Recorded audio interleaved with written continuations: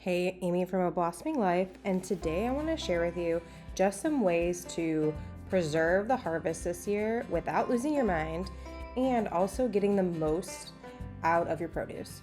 So one thing I've always struggled with was canning. I really just dislike canning.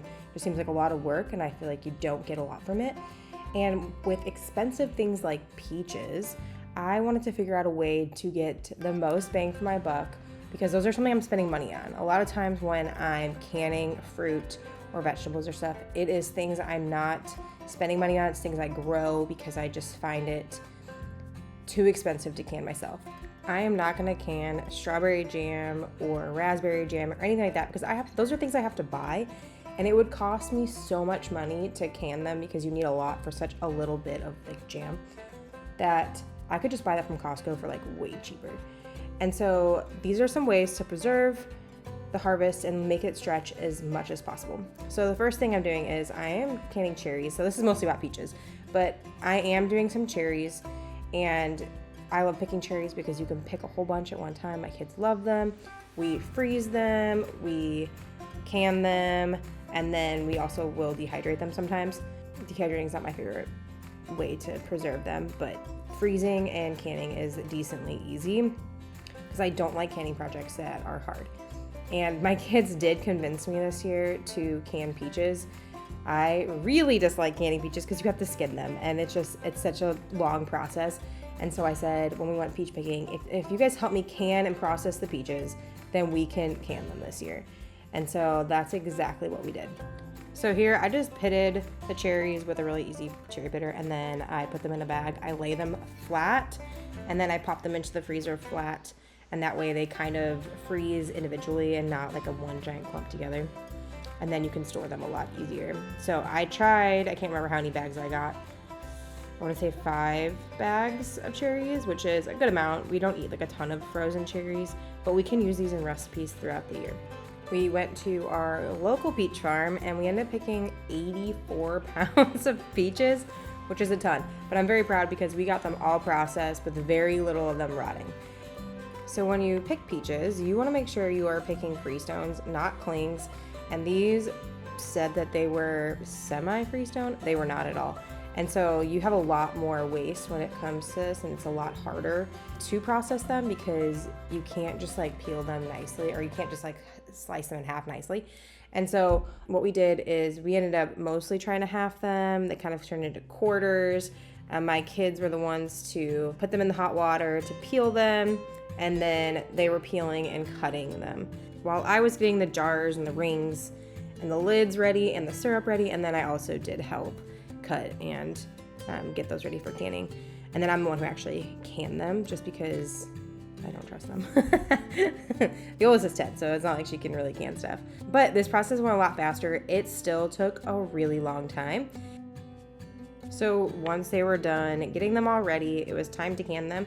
So this part is pretty easy. Once it actually is prepared, all you're gonna do is you're gonna add your peach slices into the jars that are hot, and then you're gonna pour syrup over them. Then you wanna take out all the bubbles by using some type of non-metallic tool because that could chip the glass. Then you top it with extra syrup if needed. You leave, I believe, about a ½ inch of head space, and then you process them for 20 minutes. I'll leave in the description box below the recipe that we use. I think we ended up doing an extra light syrup just because we don't really need all that extra sugar. As long as you use yellow peaches, you can actually even can them just in water. I prefer to do the syrup because it retains the color a little better, and I think it makes them taste a little better. It makes them taste like they're like fresh from the tree. And so that's just what I use, but you can follow the instructions from like Ball or the National Preservation people and to get the whatever recipe that you want to use for the peaches. I should make a note that you actually cannot can white flesh peaches, so just so you know, you need yellow peaches. If you are new to canning or you want to start canning, I just want to encourage you that once you actually get used to it, you understand the process of it, it's really not that hard. It does stress me out a little bit. I have to admit, it does still stress me out, but I find that this year, which I've been canning for like 3 or 4 years now, this year I feel like it's been the least stressful. I don't know if it's just because I'm so used to it now, or which I really don't can that much. I'll tell you, I do not can that much. Usually every year I might can a handful of different things, but I'm not one of those people that has like a huge pantry. But with grocery prices that the way they are, I am trying to preserve as much as possible this year because we just have more mouths to feed, so it's really expensive. And so I'm trying to can more. I'm trying to preserve all the things that we have. But I do want to encourage you, if you want to get into canning, it's really not that hard.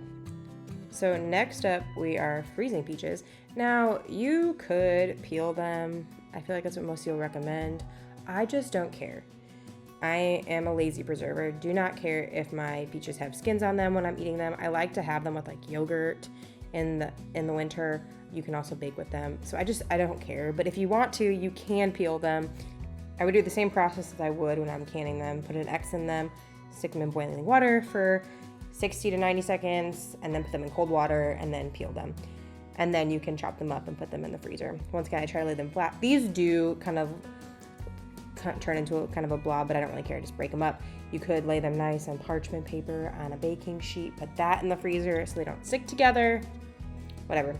So back to getting the most out of your food. So after we're done with all of, the preserving of the canning and the freezing, we're gonna take the bits and the pits and we're gonna put them in a pot, cover them with water. Then you're gonna simmer them for 5 to 10 minutes, let it cool a little bit. Then you're gonna strain it. I use a jelly strainer, but you could just use like a regular strainer lined with cheesecloth or something. And you're gonna let that strain for a few hours. Don't squeeze it, it'll make it cloudy.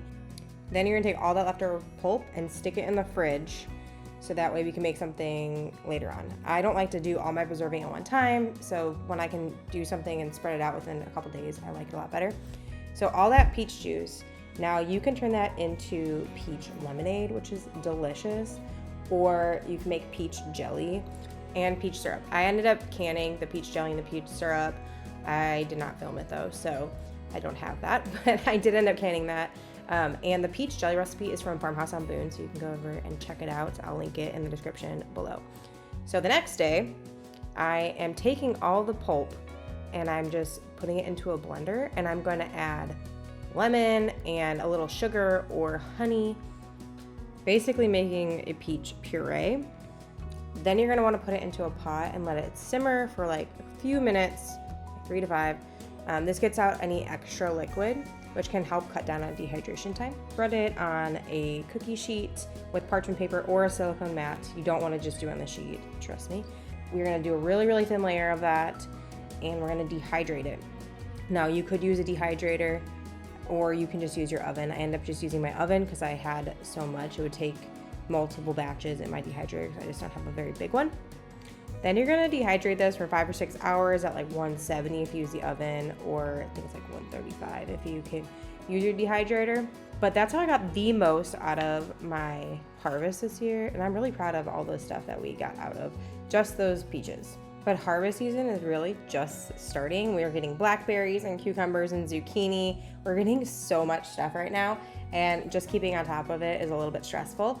But come back and see all the different ways that we're going to be preserving this year, and not just canning. We're going to be trying to do tomatoes and pears, apples, zucchini, cabbages. There's so many different ways to preserve stuff so that it lasts throughout the year. Because let's be honest, we all could use to save a little bit of money on our groceries, and I want to show you different ways to do so. Thank you so much for stopping by. Make sure to look at the description box below to see all the recipes and tools that I use to preserve to make life just a little bit easier.